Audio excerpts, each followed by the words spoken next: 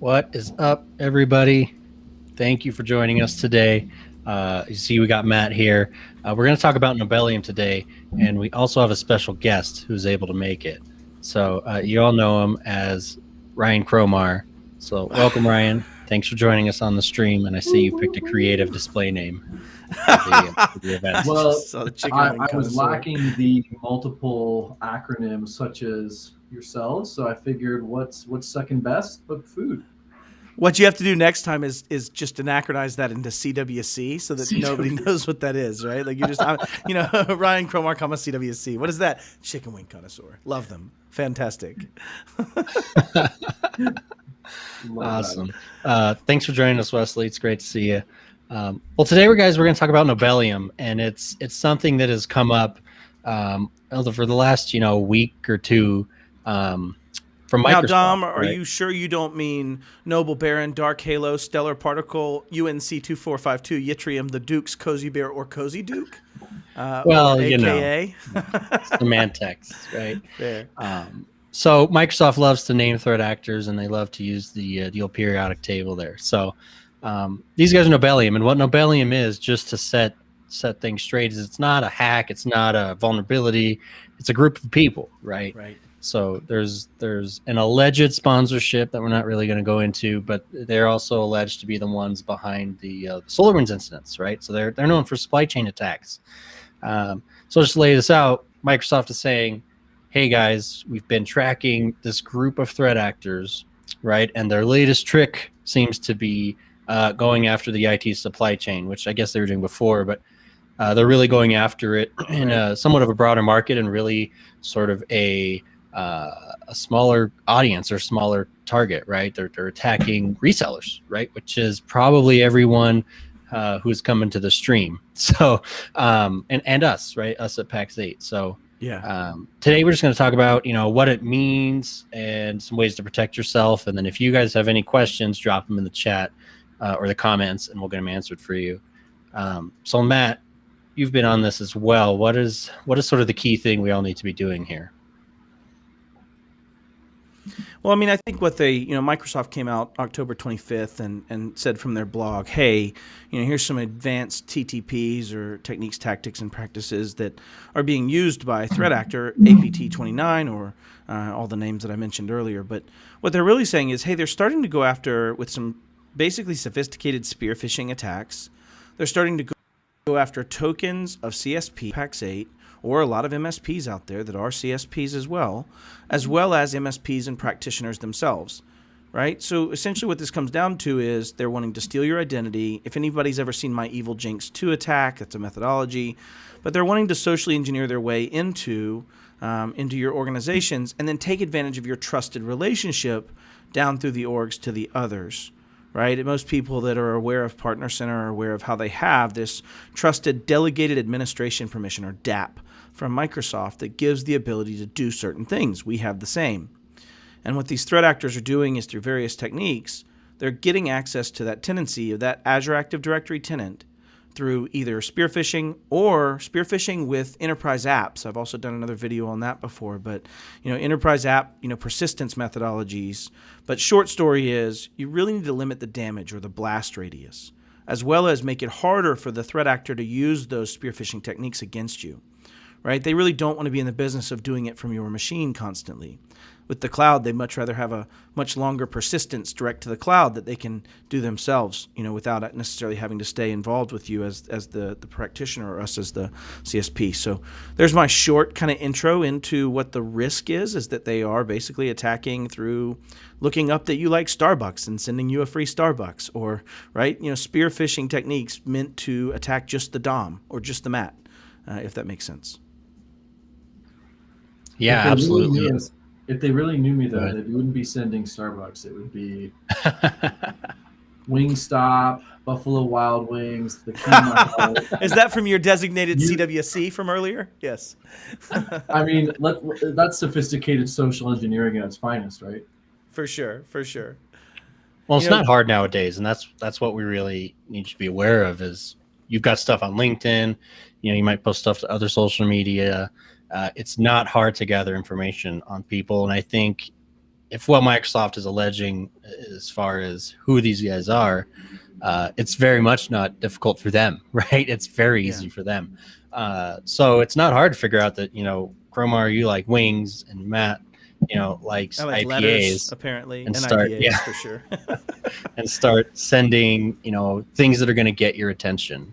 And that's what spearphishing really is something that's fine tuned to the person, and it's well worth it. Even a small MSP, right? It's so you have 10 customers.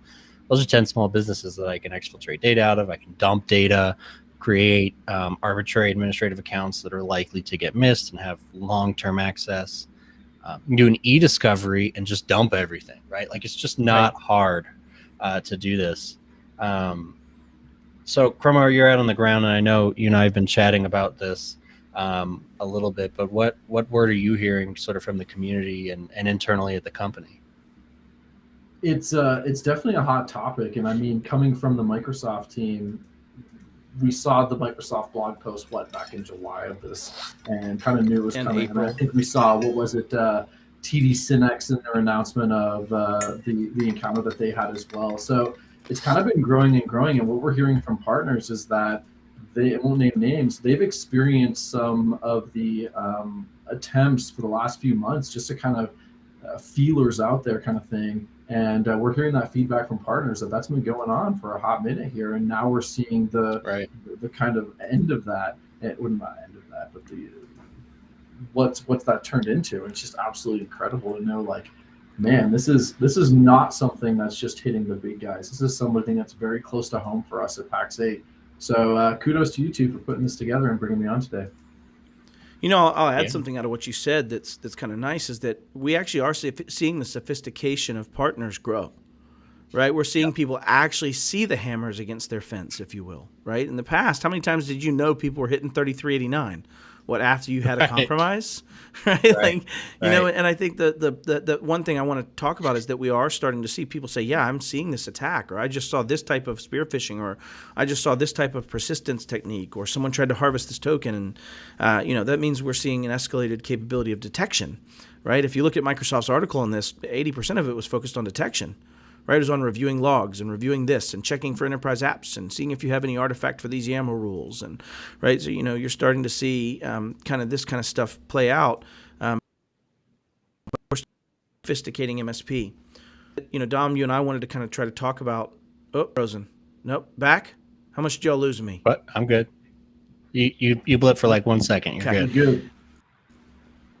Oh, it's free. Oh, wait a minute. Hey, fair enough. One of the things we wanted to talk about was Matt's in a hotel in Canada. How can we on protect that fancy ourselves? hotel Wi-Fi? So it's that Bell Canada internet. Hey, and now I'm getting 3 milliseconds again, though. It's between 3 and 900 milliseconds, unfortunately. We wanted to talk about how we can protect ourselves, right? And let's talk about some of these components when you're thinking about Azure. And I'm going to get a little technical, but maybe not massively, right? Azure is based on OAuth, or OpenIDC Connect. Right, and so OAuth is a session token, essentially. And so one of the things that the threat actor wants to do is gain access to that token and replay that token in a way that they stay you during your refresh timeline.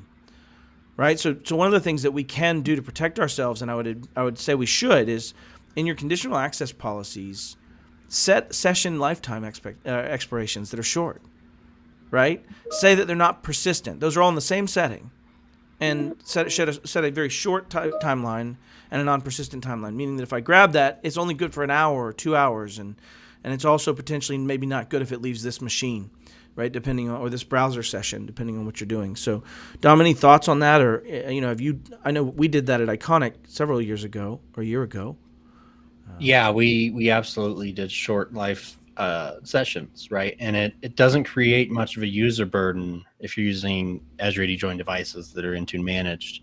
That SSO experience just re-authenticates you with that trusted credential on the TPM. So it's really not an end user impact.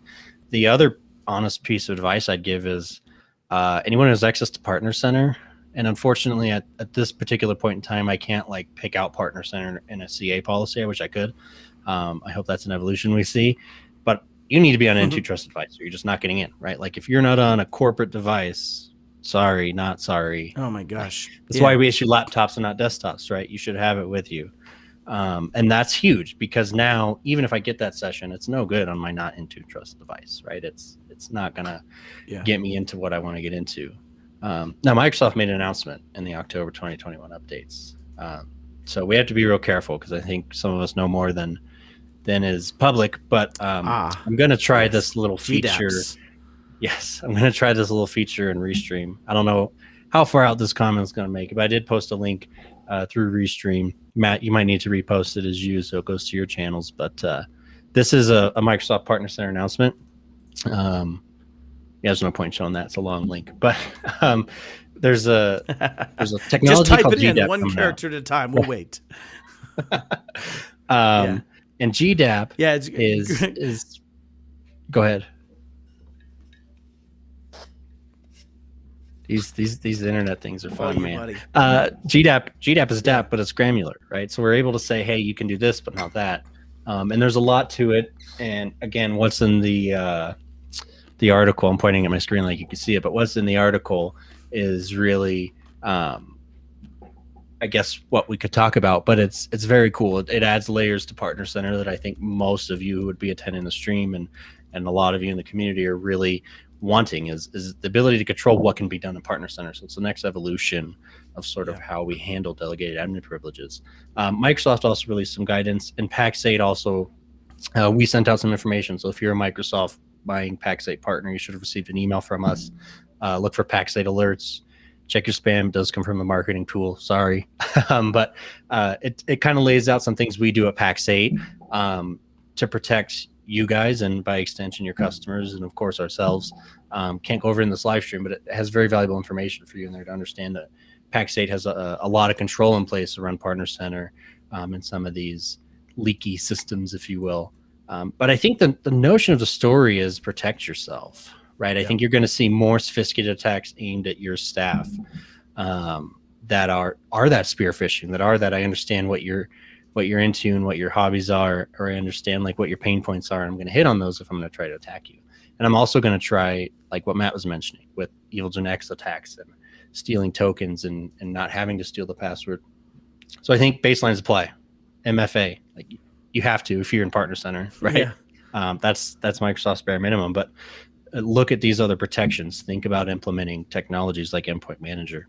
And then that leads us into Azure AD Premium. So before we jump into PAM, I do want to mention Microsoft is offering, I believe it's 2 years. I think it's 2 years. Documentation, but I believe it's 2 years. Is it 2 years, Cromar, of Azure AD Premium P2, and that unlocks a feature called Privileged Access Management, which you should center your life around when it comes to this kind of stuff. So, Matt, can you talk us through PAM real quick? Yeah, absolutely. And I want to touch real quickly also on GDAPs, at least one more piece about it, in the sense that what we also want to try to do in every way with your clients is limit blast radius.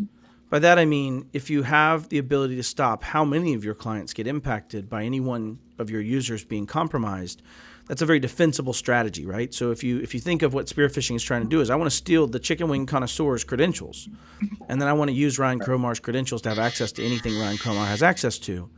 If that means that Ryan Cromar has access to every single client, then I am in absolute field day situation. I'm very happy as a threat actor. If I only get the 4 clients Ryan Cromar is supposed to be touching right now, it's a lot easier. And so what GDAP should help automate is that type of process through dynamic groups, automation through that methodology to allow access to groups. But in the interim, right, so that when we can't limit our blast radius in the form of Partner Center, right? Partner Center is monolithic. If I'm in, I have access to all clients, just the way it works. We can use PAM. And what PAM essentially does in Microsoft's model is allows you to not be an administrator at all times, meaning my token may not grant me access to do anything in Partner Center. I may have to request escalation of that token.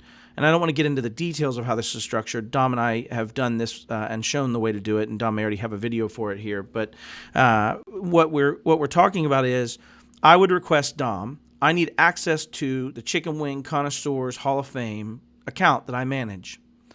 And I'm going to say, hey, listen, I don't have access to Partner Center, but I need it. Dom, please allow me access. Dom can check not only the request, but also some physical process. He could say, listen, is Matt actually an assigned account rep for that company? If not, I'm not even going to allow this escalation. right? You could put contextual stuff inside that request to say, human-wise, something a threat actor wouldn't be able to see. They wouldn't see those processes. They wouldn't necessarily have access to those systems.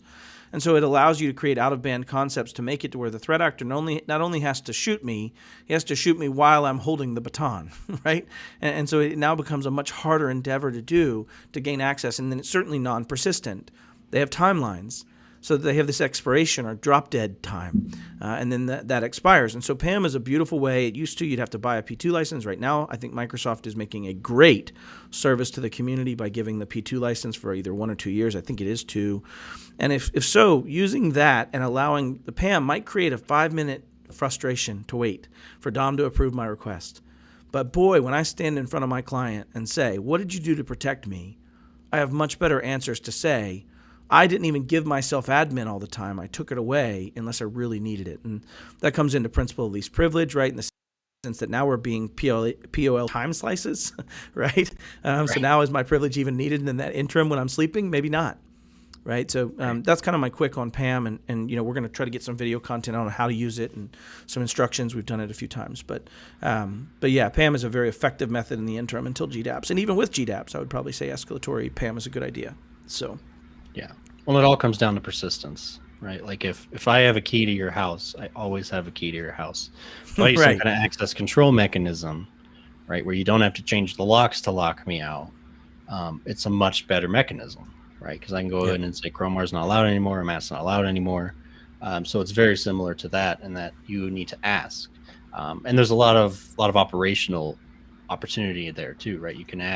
You need to actually go look at the ticket number they put in and make sure that there's a reason for them to need admin access, right? Don't just, it comes back to blindly approving MFA on my phone, right? You don't want to do that. You need to make sure, did I try to sign in? Did I want to do that? And maybe like if it's sensitive enough, or depending on your client base or your level of concern, I'm going to text Chromar and be like, hey man, did you ask for elevation? And yes, you know, SMS is not secure, but it's a good way to get in touch quick. Or something to that effect, right? Shoot them a Teams message. There's even some cool things you can do with Power Automate to push up the approvals through Teams and make it a little cleaner. So but I would also say, Dom, that text messages in that context, if you think about it, think like a threat actor who's going in blind. They've gathered some information, they've enumerated for a while, but they're not going to know that out of band, Dom's going to grab a cell phone number for Ryan Cromar and be prepared to text that message to him in 30. That's not one of those things that's really easy unless you're a very concerted threat actor with a lot of time watching both physically and virtually. And I think so what I'm getting at is, even though those things are considered less secure, it's kind of like that when you stack two 75% solutions together, they're a 90% solution. Right, in the sense that they kind of add to each other in this additive method. So I wouldn't say dissuade yourself from doing that, and don't let perfect be the enemy of good. Right, adding extra layers and adding more layers later is still valuable. But good point on SMS in general. I just kind of wanted to take this minute to do a thought exercise on that. Yeah, right. Yeah, Cromar and I talk all the time. Yep. So if he sends me a text back that's like totally grammatically wrong and misspelled and like not Canadian seeming, I'm gonna be like, hey man, wait a minute. Tom's like, there's no cat pictures or anything ridiculous in here. Like, Chromar uses regular language. What? So that's so true. Those bad actors, they got to be on top of their game, man. They got to be sending the dog pictures and those bad requests at the same time. Exactly. Right. Yeah. Awesome. Well, it doesn't look like we're gonna get a lot of questions, so we might go ahead and wrap this up. But hey, again, Alan Miller just popped in a comment. Oh, he did. Look at that. Perfect timing, Alan. Alan is 100% accurate, right? Yeah. And whether it's nation state or even otherwise motivated and capable threat actor, you know, and I think one of the things that I take out of that, Alan, is one, not to be paranoid as an MSP, but if I was being a bad guy, if I decided I was going to take my skills and go on the other side of the fence and start playing ball over there, I guarantee you I would find an MSP. I would look at revenue streams. I would look at their size. I'd hear about them in the channel. I'd see their information, and I'd say, time to start digging on these humans, right? And I would definitely do that. I mean, we think nation state, but when you start thinking of a, you know, $20 million or $40 million return, you start getting into a much different conversation. And unlike or these intelligence, unlike these monolithic corporations that I might get one ransom from, I'm going to get 400 ransoms from going after a large MSP. I'm going to have separate ransoms from each of them, and I might not negotiate that as some master level event, right? And I think you start getting into a situation where both from a ransom as well as, the extortion aspects of this, like we can't afford not to think like that, even if that means that you're doing these processes and doing things that feel like you're going overboard. I would argue that it's in your defensibility to say we at least take ourselves more serious than, yeah, am I a bad guy? No, you're my buddy. But yeah, that's awesome.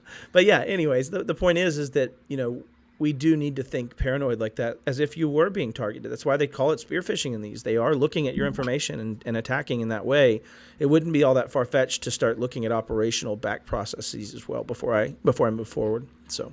Well, and your phone number is still on the internet, right? For like a tiny fraction of a Bitcoin, right? So it's important to understand these things. And that's why I said, like, from the context of the conversation I have with Matt or the context of the conversation I have with Cromar, I know if I'm talking to one of you guys, right? Like, and all joking aside, like, I'm going to know. So these things to pay attention for, right? And then if I'm weirded out, I'm going to call you. And if you don't sound like Cromar, then we know we have an issue. So it's just building those layers of defense. But I will say, like, if you have an actual intelligence agency targeting you from a developed country, you lose. That's it, period. And that's why we talk about defensibility, right? I am more than comfortable standing in a courtroom and saying, we were targeted by insert intelligence agency here. Right. I don't know what you wanted me to do about it. Like, they were going to win. But moreover, here's all the actions I took knowing that might be an outcome. Here's what I documented as I improved. Here's where I started at a 3, got to a 4, got to a 5, got to a 7, got to a 9, right? Those are the reality of that. So I think that, defensibility is probably the biggest action here. And actually reviewing what I loved about this Nobelium kind of release, which was great because our security team inside took that and went back and re-guided what things they were doing, what things they could do better. And, we saw a couple of improvement pieces, but this was the 12th time they've talked about this, right? Like this is kind of, part of their world. And I guess the biggest point is that as MSPs, we have to actually start thinking we should be very much in tune with these conversations, right?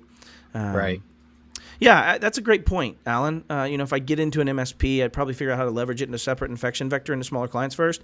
Certainly would use it to gain footholds, to gain access, to try to find out where my detection mechanisms were going to come from, right? If you looked at, I think it was Nobelium where they're talking about this, that you have, separate roles, right? You have the first pin person, you have the persistence person, and you then have the follow-up of enumeration and lateralization person.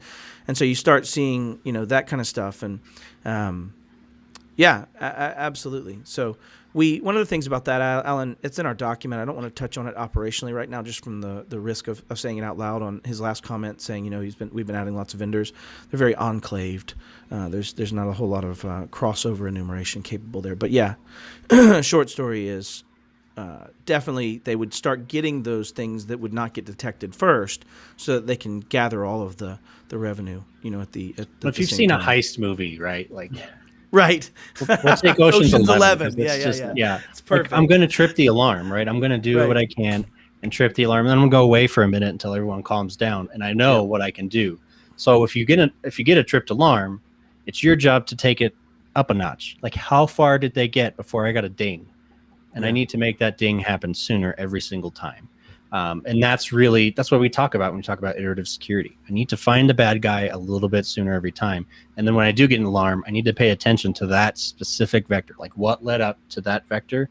Yeah. I need to pay attention to that. Which means you have to be gathering that. Right. Which means you have to have it. Which means you have to be willing. Like, this goes into some of this fundamental DNA of what you and I are teaching in the CIS controls class, right? These are all table stakes to be able to continue. It sounds like it's just being proactive, right? Like the last thing you want to do is end up with George Clooney building a model of like what you've got going on, and Right. Like, it goes back to defensibility and being proactive with that defensibility, right? 100%. Like, here's everything that I could possibly do. And to Dom's point, insert secret agency that's going to go after you. Like, there's nothing you can do about it, but you have to be able to say, I did all these things. Like, that's, 100%. Love it. Yeah. And it doesn't stop even from the perspective of getting someone hired ultimately, right? When you start looking at some of these nation state players, it's not all that far-fetched to get people hired. Or if you look at DarkSide, they put out an ad that said, hey, listen, $1 million for any MSP employee that wants to hand over MSP credentials.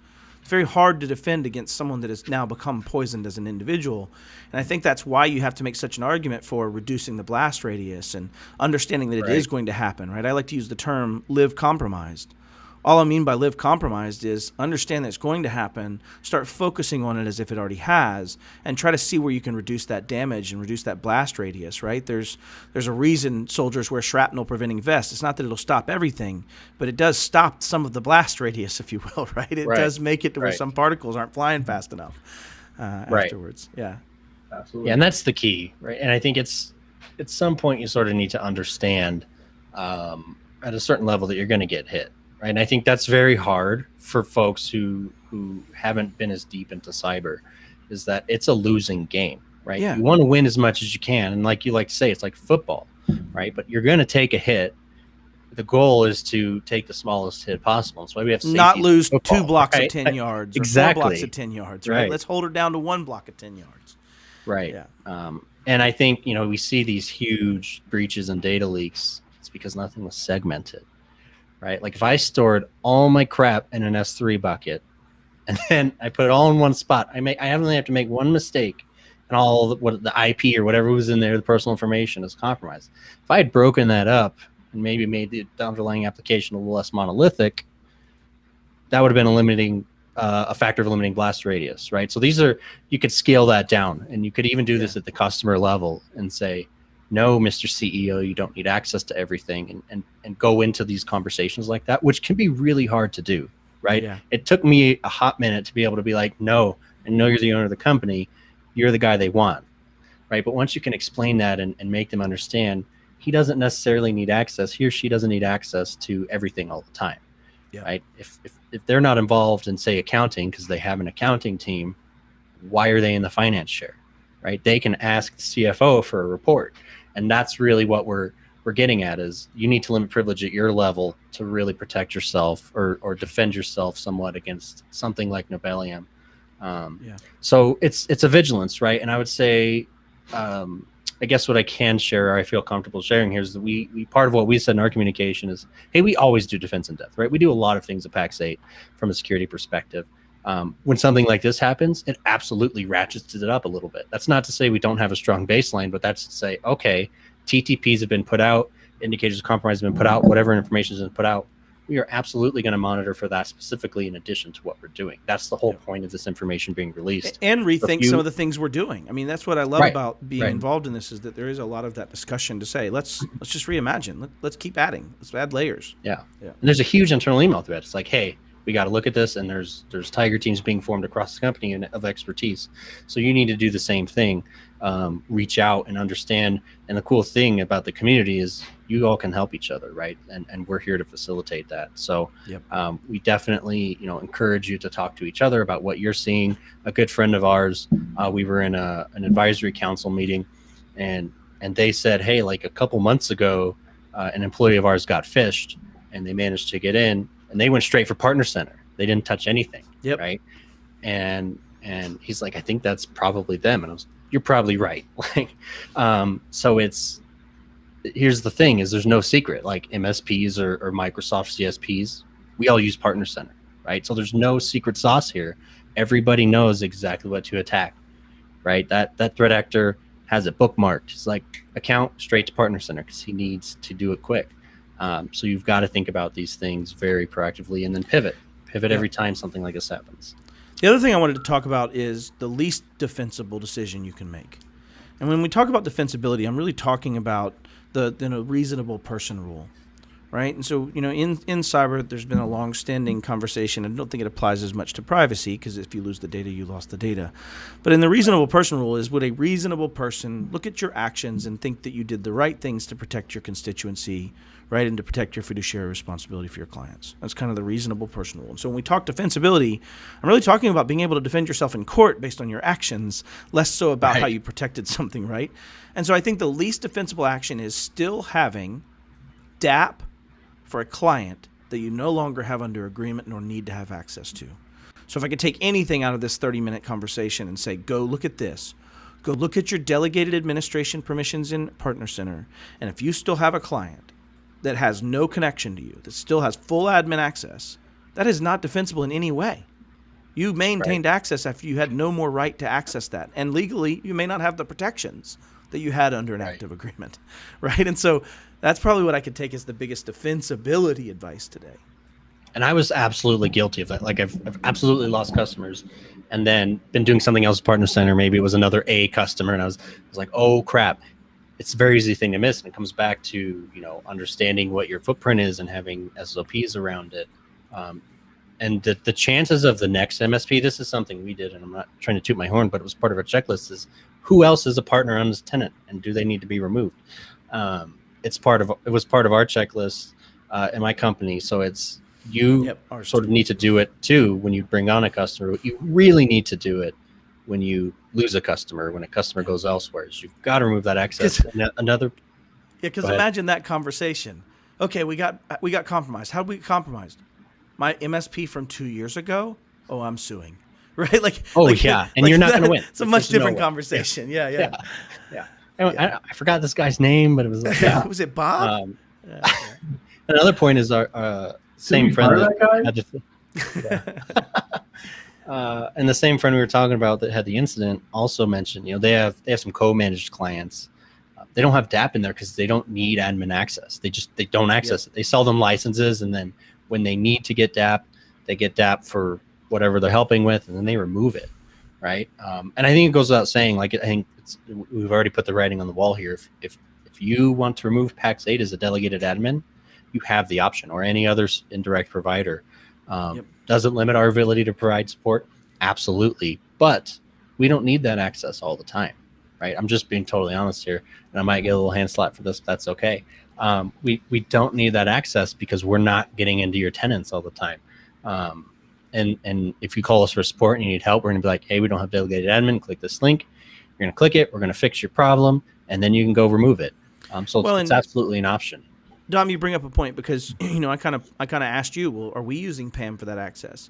There's actually a different method to use too, right? Because what am I doing when I'm spearfishing? I'm sending an email to Ryan Cromar, chicken wing connoisseur of the South, or the North. I apologize. Canadians are north of us, as I understand it, right? And so Ryan Cromar, I'm going to send him an email, and then he's going to use that email in that same browser frame, in that same signed-in session, and he's going to go elicit that and get access to Ryan Cromar. Well, Ryan Cromar doesn't have access to the Partner Center. Even through PAM, he doesn't. It's a completely separate identity. Most MSPs are not willing to spend that $20 separately for another license, for another user.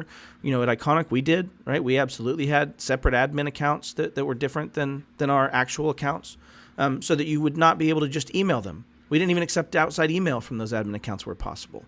Right. And so, you start looking at other ways. And I think that's the great point here is there's no one silver bullet. Right. I know a guy likes to say that, Ken Patterson. There's no one silver bullet in cybersecurity either. It's about showing that you've done the work to protect yourself. Right. And that you've done the work to say, OK, how would I attack me? There's some great walkthroughs. There's a company called MITRE that does, attack surface research. They have a framework that allows you to research these threat actors.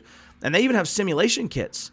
And if you're technically savvy enough, you can actually walk through their attack methods and see how it fares in your environment through some of these different simulation kits of these APTs. So, but it is about defensibility and showing actions and just getting better over time. As Alan says, and I love Alan Miller. He's been on our calls for a year and a half, 2 years together.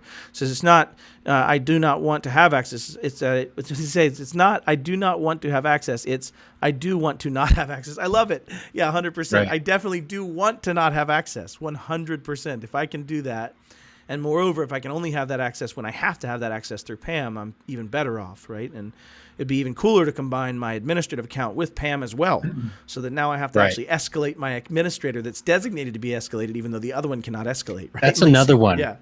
I think we probably mentioned the point, but we maybe tiptoed around it, is you are not to be an admin of your MSP's tenant on a daily basis. Yeah, that's exactly. Because if I set up PAM, but I'm an admin and I get phished, I'm just going to go turn off PAM. You know what I mean? And so you think about all these different layers. Yeah. It's like a no-brainer, but yes, it should certainly be mentioned, right? Like that's absolute. Right. Yeah. No, I'm glad you guys are talking about this. One of the things we hear all the time from partners, at least in the field side of the house, is the delegate access privileges or admin privileges and why Pax8 needs it. And you just hit the nail on the head, Dom, is that you don't necessarily need it on all the time, but you're going to receive, or it's going to be harder to support you. But you also need to be very diligent about what's on and what's not on. Hearing the horror stories of, hey, we had a customer 2 years ago and I'm still seeing this stuff, like, that's scary. And it's a good thing that we're now kind of showing partners and folks like how to drink their own champagne, right? Like you kind of need to practice what you preach. And this is a great example of that. I would not recommend drinking your own champagne when you've been upgraded to first on a 4 a.m. flight. Yeah. It makes for a very rough beginning of the day. Just speaking from a friend, at least. Yeah. You asked for OJ, they brought you mimosa, right? So. Yeah, it was an accident. But anyways, I think we've kind of beat this to death. Dom, if you want to close us out. Yeah. Well, thanks everyone for coming. Please feel free to drop comments on either of our broadcasts, and we will do whatever we can to get them answered as soon as possible. Thanks for listening to us yap about this. It's a very important issue. And please, pay attention to the guidance that Microsoft puts out, I think is one of my biggest takeaways. Anyone else have any takeaways before we shut this down? No, I mean, I think, we've got a couple people poking a little bit in the comments, but the conversation is, well, why should a CSP have access? Why should an MSP have access? Why should I think they should all be taken in business consideration, the impact of business consideration, and what controls you've placed to try to protect that, right? Does the CSP have delegated admin? Yes. Some account, some system, some controlled process, some access methodology to get access to that and use it. And I think the point is as long as you can tell a very detailed story around those protections and how you're using them, and look at it with a bit of a grain of salt and saying, should we? Should I? Is it needed, right? I think Alan Miller hit it really well, is I do want to not have access. You should approach things with, if I don't need it, the minimum set of permissions should be what we use. And if you do need more than that, then it should be something you escalate as needed and have defensibility around how next year you even have a better process than last year around that same thing. And maybe next week, right, as we start seeing the iteration of these attack surfaces. So great point, great conversations, and thanks for having me on, Dom. Yep, thanks for coming. Yeah. And I didn't know I was going to be with the chicken wing connoisseur, like CWC in the flesh. Yeah. I needed something, man. I don't have the pedigree that you two gents do. I can't thank you enough for having me here today. Just kind of be a sponge as part of this. So look forward We're all students, Cromar. We're all students. Learning always. So much appreciated, guys. And big shout out to everybody for jumping in and asking questions and stuff. Thanks for that. Yep. Thanks, everyone. See you next time.